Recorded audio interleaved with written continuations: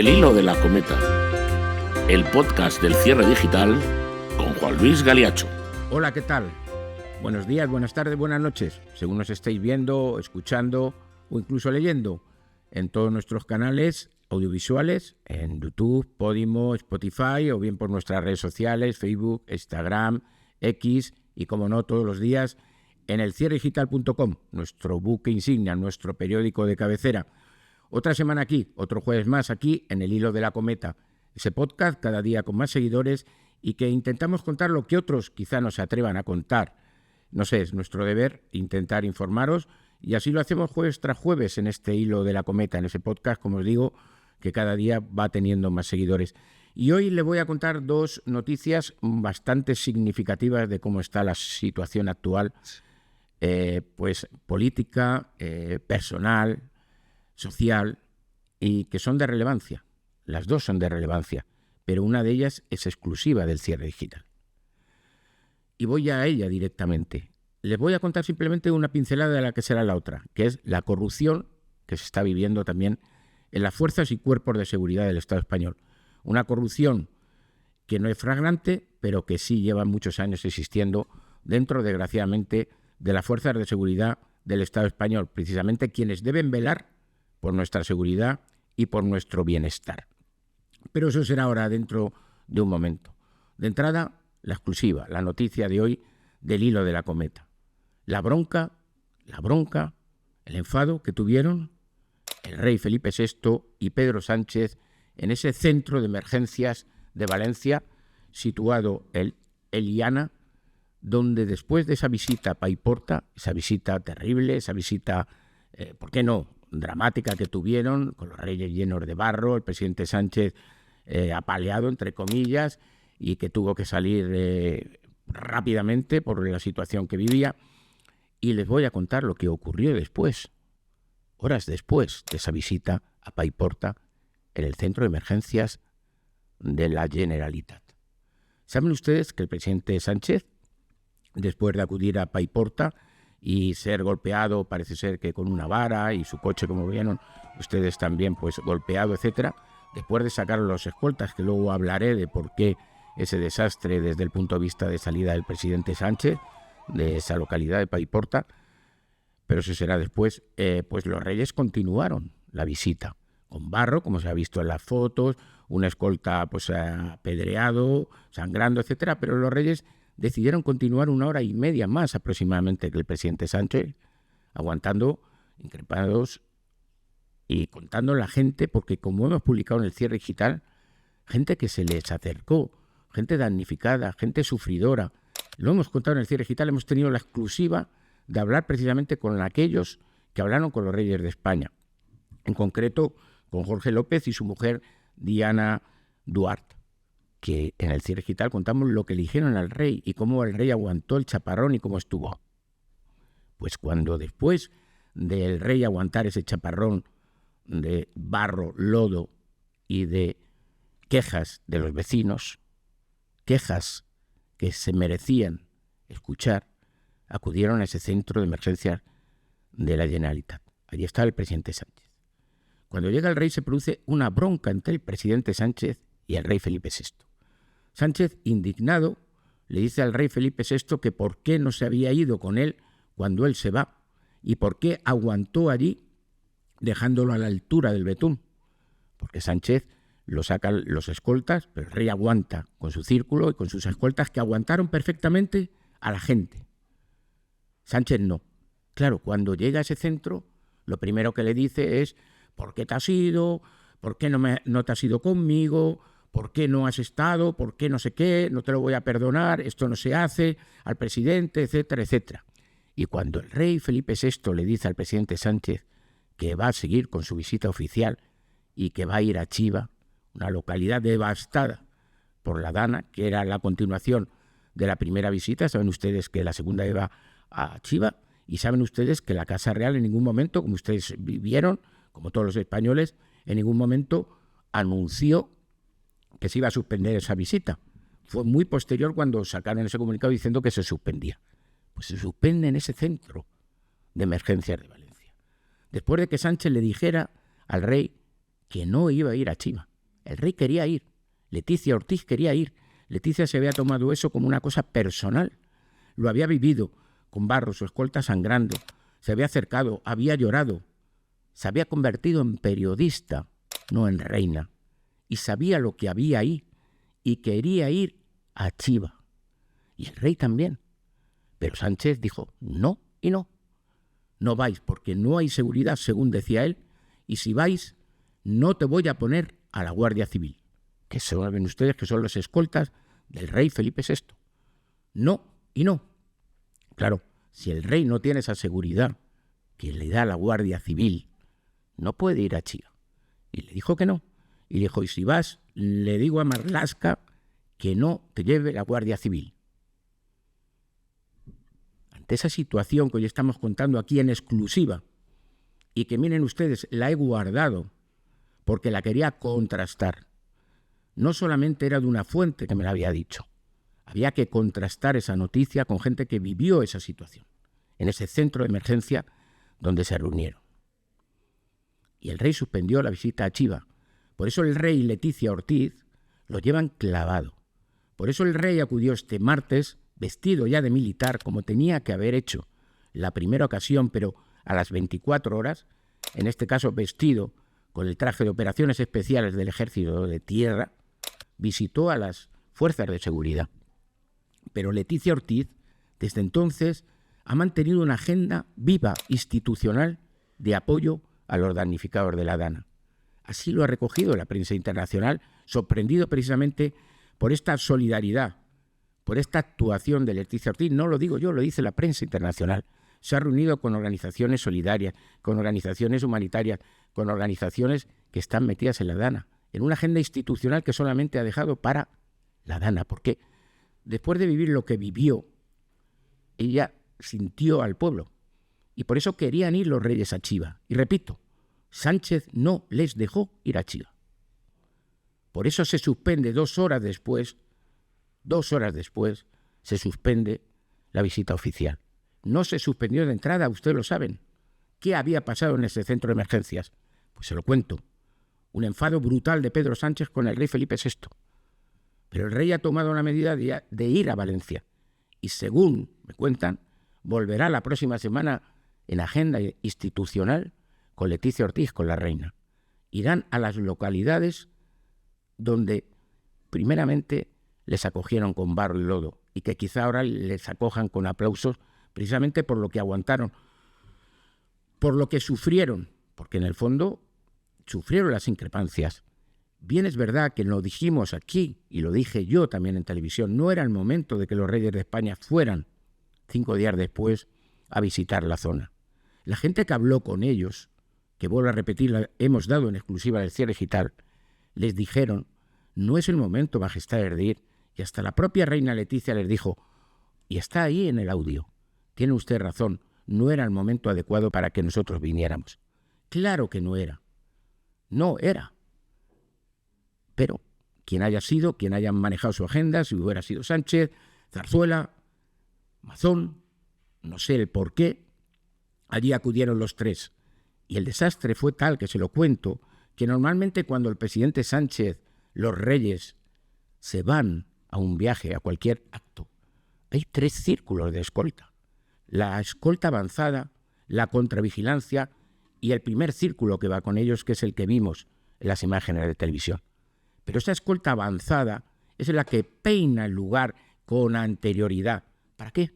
Para saber sacar al rey, al presidente Sánchez o a las autoridades en momentos de crisis como los que se vivió en Paiporta. Si ustedes ven las imágenes, allí no se sabía por dónde sacar ni al presidente Sánchez ni a los reyes. No se tenía un plan B de salida. Los coches estaban puestos uno tras otro y no había posibilidad de salida como le ocurrió a Sánchez. Sánchez no podía sacar su coche oficial. Como ven ustedes, estaba bloqueado. Eso no puede ocurrir nunca. Para eso está el primer círculo de escolta. Con lo cual la visita era caótica desde la entrada. Caótica desde la entrada. No había posibilidad de sacar al presidente Sánchez. Imaginen ustedes que hay una revuelta. ¿Cómo lo sacan? Si estaban todos los coches. O al rey. Imagínense ustedes que en vez de ser los reyes de España, dialogar, embarraos, quedarse como se quedaron, hay un tumulto y alguien agrede al rey de España, tal. ¿Dónde lo sacan? ¿Dónde estaba el plan B de los escoltas, que debe ser así, para sacar al rey a una casa, a un coche, a donde sea? Eso es el primer círculo. Eso es lo que hace siempre la escolta del rey. Y en este caso nos hicieron. ¿Por qué? Porque no se había peinado Paiporta, porque era imposible. ¿Cómo se va a peinar si eso era un caos, si eso era guerra? Cuando se va a la guerra, se va con el ejército. No se va en viaje oficial. Entonces, claro, Sánchez sale por piernas, por lo que sea. Es lógico. Le habían pegado, la situación no era la adecuada para mantener al presidente de gobierno. Repito, no era la adecuada. Y se va. Pero el rey y la reina aguantan. Claro, a Sánchez lo dejan a la altura del betún. Claro, cuando llega al centro de emergencias, el cabreo de Sánchez es monumental, cuando el rey se ha convertido verdaderamente en la figura, en el que ha aguantado, en el que la prensa internacional recoge cómo los reyes de España, empapados en barro, con los escoltas sangrando, siguen ahí aguantando lo que le quiere decir el pueblo. Sánchez no permitió eso. Su cabreo inicial fue brutal. Y el rey quería ir a Chiva, repito, y no le dejaron. Dijeron que era por medida de seguridad, y tanto es así que incluso le dijo que si iba solo, pero sin la escolta que a los reyes les da la Guardia Civil. Porque a las infantas, etcétera, es la Policía Nacional. A los reyes, la Guardia Civil. Y esto es lo que le hemos contado aquí en exclusiva, en el hilo de la cometa, quizá porque a lo mejor es complicado contar esto que les decimos, pero vuelvo a repetir, lo hemos contrastado. Lo sabíamos, pero no lo hemos querido decir hasta que haya pasado un tiempo, y más después de la visita este martes del rey, de agendar que va a ir próximamente con la reina a las zonas de Valencia, y ratificaba precisamente la información que disponíamos. Es decir, que los reyes se han tomado esto como algo personal ya, como debía ser y como debe ser. Pero siempre tenemos que estar con las víctimas, con los damnificados de esta dana que también ha asolado, como saben ustedes, estos días Andalucía, a Tarragona, a Valencia de nuevo, y por tanto siempre hay que estar con ellos y nunca olvidarlos. Pero cambiando de tema y volviendo otra vez a esta situación quizá penosa que vivamos en España en estos momentos, en el punto de vista político, social y, ¿por qué no, policial? Porque, como ustedes saben, recientemente ha sido detenido el jefe de la UDEF de Madrid, Óscar Sánchez Gil, un inspector jefe que llevaba ayudando al blanqueo de dinero de la droga.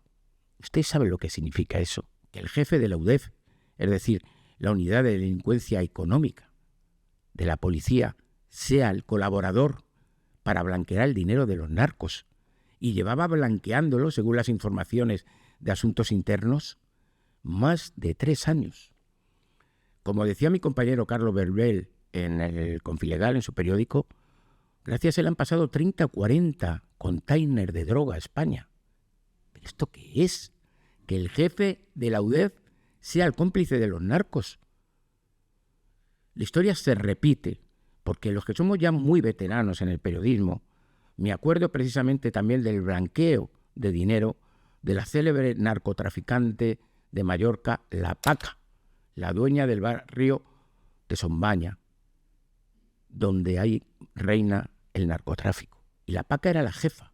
Y el jefe de atracos de Palma era el colaborador del blanqueo de La Paca, el señor José Gómez, alias Pepote, también inspector. En este caso el señor Óscar Gil Sánchez era inspector jefe. Este inspector. Pues les cuento que aquí, de una vez por todas, hay que quitarse ya el corporativismo de una vez, ese corporativismo policial, porque los policías, a pesar de que sean jefes de grupo, sus hombres tienen que denunciar a estos presuntos corruptos que dañan la imagen de la policía y sobre todo dan miedo al ciudadano, sobre todo porque deben velar por ellos y no velan por los narcos. Entonces, este corporativismo que tenemos y dentro de la policía hay que quitarlo ya.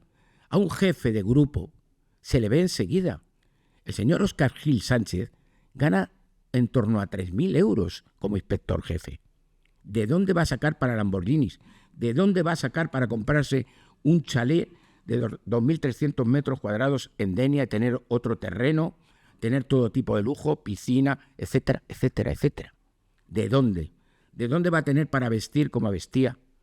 Eso lo ven sus hombres, eso lo ven sus compañeros. Me decía un veterano comisario jefe del Cuerpo Superior de Policía que cuesta mucho que Asuntos Internos vea y vigile, porque precisamente complicidad de sus hombres, y callan, cuando lo que tenían que hacer era denunciar a estos jefes. ¿Cómo es posible que Asuntos Internos de la policía, cómo es posible que los hombres de la UDEF no vieran el comportamiento de este jefe suyo, de este inspector jefe, con 3.000 euros de sueldo, Óscar Sánchez Gil, y de su mujer, también agente de la Policía Nacional, en el grupo de la Policía Judicial, Grupo 1 de Alcalá de Henares? ¿Pero esto qué es? ¿No se les ve la manera de vivir? ¿Cómo se puede vivir con 3.000 euros como vivían ellos como millonarios? Eso se ve. Entonces, ¿dónde están? Claro que el grupo interno de la policía ha funcionado y tenemos que alegrarnos de que existan estos reguladores dentro de la Policía Nacional como existen dentro de la Guardia Civil. Pero, hombre, no se puede permitir que durante 3 años el jefe de blanqueo colabora con los narcos. No se puede permitir que 30 o 40 contenedores de droga entren. No se puede permitir que este tío, permítanme la expresión, tenga 1 millón de euros metido en su despacho de la Jefatura Superior de Policía de Madrid. ¿Pero esto qué es? No se puede permitir que este señor tenga el dinero metido por su finca de Alcalá de Henares en la caseta del perro, en los árboles, metido dentro de las paredes de su casa. ¿Saben ustedes lo que tardó sus compañeros para intentar localizar el dinero? 8 horas con mazas, radiales, martillos, picando hasta que encontraron, metido entre las paredes, cerca de 11 millones de euros, aparte de lo que tenía. ¿Pero esto qué es? ¿Cómo se puede permitir que esté 3 o 4 años blanqueando el dinero de los narcos? El que debe ser quien debe velar porque la droga no entre en España. Es que es brutal lo que les cuento. Es que cuántas muertes ha podido ocasionar por consumo de droga este jefe, inspector jefe de la policía.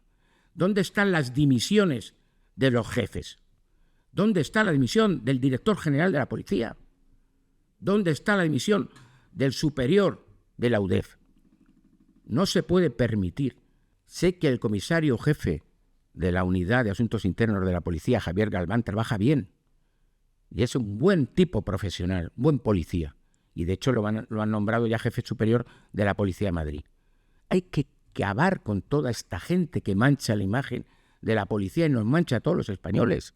Por no decir el señor Ábalos. Porque este inspector jefe de la policía, el señor Rubén Eladio, ejerció de mediador para acabar con el cierre digital, con nuestro periódico. Está en el sumario. Ejerció de mediador para coger abogados para ir contra el cierre digital. Un inspector jefe de la policía haciendo de mediador, presunto testaferro, del señor Ábalos, para ir contra la libertad de expresión, contra los periodistas. Un inspector jefe de la policía, haciendo con el abogado que si 500, 600... ¿Pero esto qué es? ¿Pero esto qué es? Desde el punto de vista que hasta un comandante de la Guardia Civil, Rubén Villalba, aparece cobrando de la trama de Coldo y presuntamente el señor Ábalos, cobrando 2.000 euros al mes junto a su mujer, Luisa. 160.000 euros se le ha cogido. ¿Pero esto qué es? ¿Un comandante de la Guardia Civil sirviendo a una trama? Como la de Coldo y presuntamente el señor Ábalos, que ya está en el Supremo, con cantidades mensuales y recibiendo dinero desde el año 2021, con Aldama de por medio. Comandante de la Guardia Civil, un inspector jefe investigando al cierre digital y haciendo mediador con los abogados para ir y matar al cierre digital. Un inspector jefe de la UDEF de blanqueo colaborando con los narcos. Esto no puede ser. Hay que acabar con el corporativismo policial y en la Guardia Civil.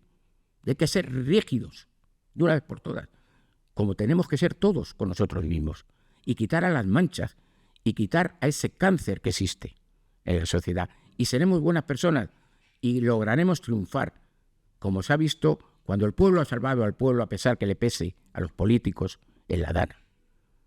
Pues eso es lo que tenemos que hacer entre todos. Quitarnos a estas manchas que oscurecen precisamente un cuerpo, o cuerpos como puede ser la Policía Nacional y la Guardia Civil. Sé que hay gran indignación en el cuerpo. He hablado con muchos policías, con muchos guardias civiles, y sé que son ovejas negras. Pero ellos mismos tienen que acabar con estas ovejas negras. No se puede permitir que estén más de 3 o 4 años ayudando a los narcos, ayudando a una trama como la de Koldo, yendo a por los periódicos, a por periodistas como nosotros. No y no. Pero aquí se lo vamos a contar, siempre que podamos, en el hilo de la cometa, en ese podcast que cuenta lo que otros no se atreven a decir, aquí, en el Cierre Digital, aquí, en todos nuestros canales, en Podimo, Spotify, YouTube, redes sociales y todos los días, hasta que nos dejen, en elcierredigital.com. Y volvemos enseguida, ¿con qué? Con nuestra Story Time. Y hoy también un tema, en este caso social, corazón, lo que ustedes quieran, pero que es divertido. Dejemos las manchas y pasemos un poco a divertirnos con la historia de Isapí y Arraf Beno.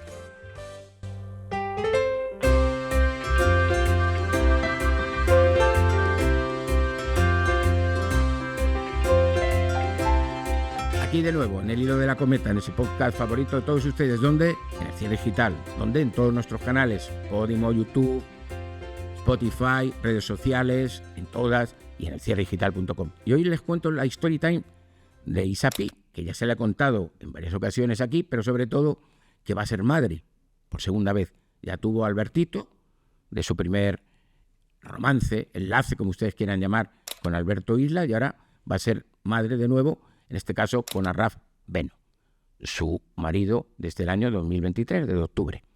Isapí, ya no les tengo que contar nada más, pero sí les voy a contar esta relación con Arraf. A mí Arraf, que lo conozco precisamente en los platos de televisión, es un chico que me cae muy bien. En estos momentos está estudiando Historia.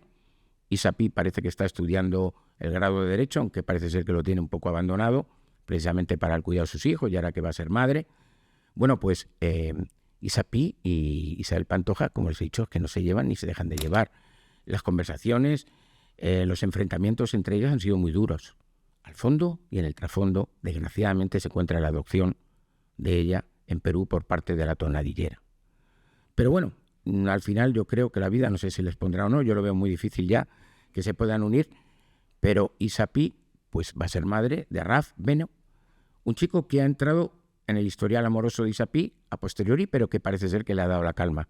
El primer niño, como le digo, Albertito, fue de una relación con Alberto Isla, luego tuvo otra relación bastante tormentosa con Omar Montes, que incluso la apoyó Isabel Pantoja, y lo que ocasionó una bronca brutal entre la madre y la hija a raíz de Omar Montes, porque la Pantoja estaba por Omar después de haber incluso roto con Isapí, y no estaba por Arraf, pero yo creo que Arraf le ha dado la tranquilidad a Isapí. Esa es mi opinión, simplemente, ¿no? Después de verlo por los platos de televisión, y bueno, y simplemente pues que sean felices, que tengan este niño o niña, que no sabemos qué es, pero dicen que fue en que Isabelita estaba ya embarazada cuando tuvo ese célebre ataque de apendicitis, peritonitis, que por lo que tuvo que ser ingresado, y que por eso, dicen, Isabel Pantoja no fue al hospital, porque sabía que ya estaba embarazada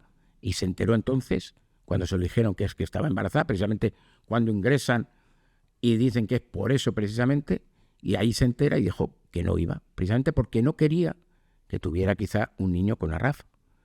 Y ayer donde se enfada y por eso no fue a verla. Eso dicen. Tampoco se lo puedo decir porque no estaba allí en el hospital, pero eso me cuentan. Y que entonces estaba, es decir, que Isapí entonces llevará más de 8 semanas, porque eso fue en septiembre, embarazada, 9, 10, 11, no sé. Pero dicen que fue antes de ese ingreso en el hospital, que fue lo que ocasionó que Isabel no fuera al enterarse que estaba embarazada. Y esta es nuestra Story Time. Y si quieren, repitan Story Time anteriores donde les cuento quién era Isapí, cómo llega a la vida de Isabel y cómo Isabel la adopta. Eso ya está contado. Y aquí siempre vamos para adelante, nunca para atrás, aquí, en el hilo de la cometa. Y ahora pasamos a nuestra sección de siempre, la que cierra el hilo de la cometa. Las preguntas a Galiacho, que se contestan sin censura. Vamos a ello.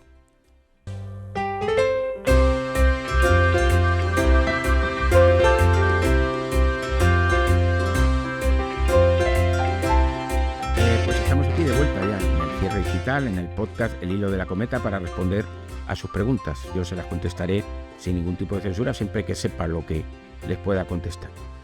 Pregunta Peter Fit 3. ¿Era Encarna Sánchez tan mala como decían? Hombre, Encarna tenía su genio, tenía su personalidad, eso lo digo yo que trabajé con ella, pero yo no la considero mala, Encarna. Encarna era mala con quien era mala con ella, o quien era malo con ella, pero no era mala por ser mala, era solidaria, ayudó a mucha gente, a mucha, más de la que ustedes se creen. O sea, mala no era. Y ahora que sale, precisamente venimos del tema de Pantoja, con Isabel Pantoja no fue nada mala, al contrario, súper generosa. ¿A que sí, Isabel? Súper generosa. No era mala. Vuelvo a repetir, sí era mala o tenía su genio y su personalidad y demás, con quien arremetía con ella, sí. En ese caso les puedo dar fe que sí, era bastante peligrosa. Pero no lo hacía por hacerlo, se lo aseguro que no, eso es seguro. La otra pregunta es de a la Antigua, que me pregunta: ¿qué responsabilidad tiene la Conferencia Hidrográfica en la catástrofe de la Dana? Toda. La Conferencia Hidrográfica del Júcar, la del Segura, tienen toda la responsabilidad. Son los garantes de que esos ríos no se desborden. Son los garantes de que esos embalses no se desborden. Son los garantes de saber los aforos que tienen esos embalses, esos ríos. Y si no lo saben hacer, que se vayan. ¿Qué hace el director o presidente de la Confederación Hidrográfica del Júcar? Este señor que era ingeniero de caminos, luego reconvertido en político, luego reconvertido en concejal socialista, no habiendo dimitido, como si no pasara nada. ¿Cómo que no ha pasado nada? Si son más de 200 muertos los que hay. ¿Cómo no avisó usted de que el embalse de Letur, mi tierra, se iba a desbordar? Y usted tiene la desfachatez de no dimitir aún. ¿Usted ha visto los planes como yo que usted ha redactado? ¿Usted los ha ejecutado? Ninguno. Usted no sabe que ponen planes de evacuación, simulacros, cartográficos, aforos. Usted lo ha hecho. Usted, señor concejal socialista, antes ingeniero de caminos, de nombre Miguel Polo Cebellán, usted avisó, usted reguló, usted ejecutó lo que está puesto en la página web. ¿Cómo es posible que su página web no tenga alerta? Ninguna. Usted se mete y no aparece alerta, alarma, ninguna. Todo Bueno, pues así estamos. Así estamos. ¿Y por qué méritos está usted ahí? Quizá por ser concejal socialista o concejal del PP, como algunos consejeros o consejeras que todavía siguen en el cargo y ya tenían que haber dimitido. Pues esto es, que si tiene responsabilidad de las confederaciones, toda y más. Toda y más. Y por supuesto, ¿de quién dependen las confederaciones hidrográficas? De la ministra todavía de Transición, Teresa Rivera. Aquella que aspira a ser consejera y vicepresidenta de la Unión Europea. Esa ministra que no ha controlado a las confederaciones hidrográficas. Esa ministra que no ha controlado los planes hidrográficos. Y yo no soy ni del PP, ni del PSOE, ni de Podemos, ni del Vox. Simplemente soy un ciudadano. Y le digo, señora ministra, que usted no ejecutó los planes, que usted no estuvo a la altura de lo que se le pide a un responsable político. Y si así ha sido en España, apañados van en general todos los europeos. Y siento decirlo. Y hasta aquí el hilo de la cometa, nuestro podcast favorito. Y volveremos el jueves que viene con más noticias, con más primicias, con más exclusivas y contando siempre lo que otros no se atreven a decir o contar. Aquí, en el Cierre Digital, aquí, en el hilo de la cometa, en todos nuestros canales. Siempre el hilo de la cometa. Que pasen una gran semana y espero verles el próximo jueves fiel a nuestra cita.